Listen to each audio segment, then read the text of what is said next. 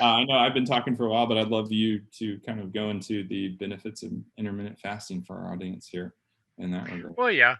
Will was putting this together and he was wondering what ideas we could come up with. And this one popped up.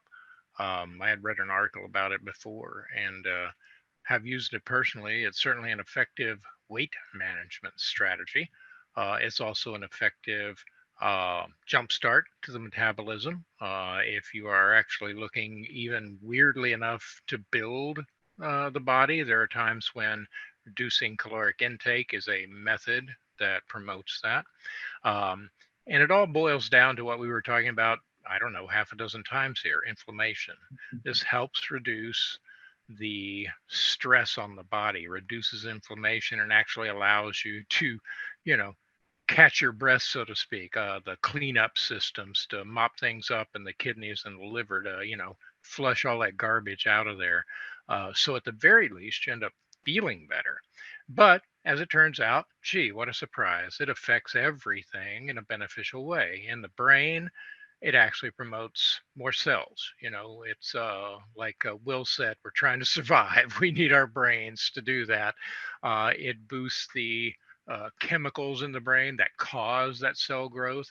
It actually burns fats, ketones, instead of sugar because now we've limited the sugar intake.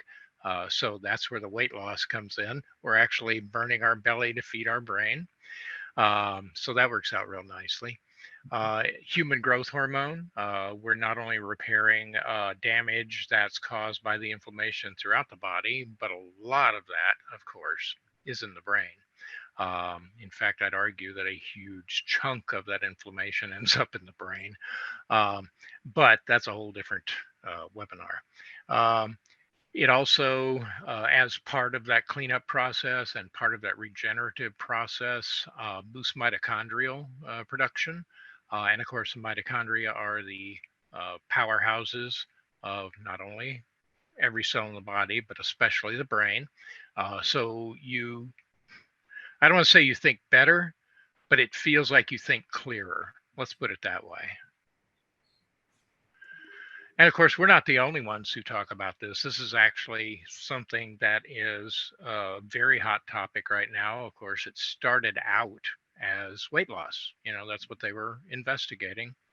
And it turns out that when they looked into it, they found out that it really does have an anti inflammatory effect. And that affects the immune system, that affects the brain, that affects digestion, that affects the liver. It takes a load off the body. And as Will said, we operate in a very loaded society. We're loaded with EMFs, we're loaded with fats, we're loaded with no exercise, we're loaded with stress.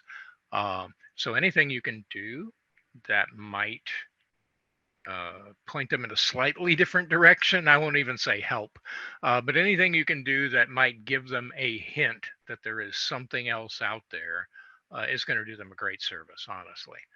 And of course, obviously, um, Will already mentioned it a few times. This is what we call a form of stress.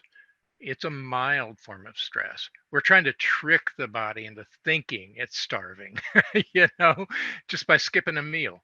And that's how fat and lazy we have become. Skip one meal and your body goes into starvation mode, you know?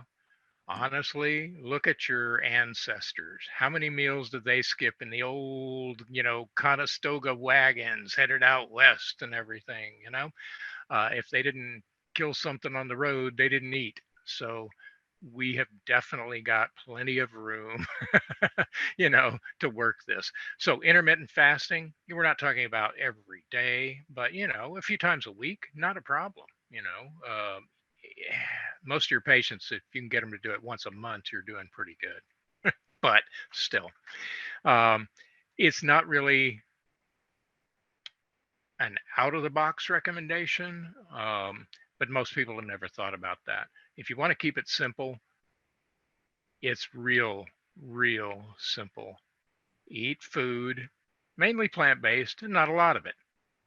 And that is the end of the conversation. But that's a hard sell, So you try to give them okay, here's some supplements we can do.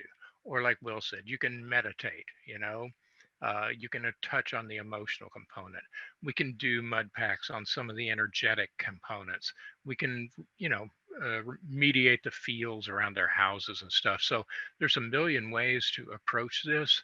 Um, Even just getting them outside and standing barefoot in their backyard, and getting some sun. How many of your patients don't even do that sort of thing anymore? So we've lost a lot of connections, and it's super easy for you to be the one that tells them, hey, remember this? So be the hero in some of these people's lives. Just remind them of some of this simple stuff. It's not rocket science. It's actually used to be common knowledge.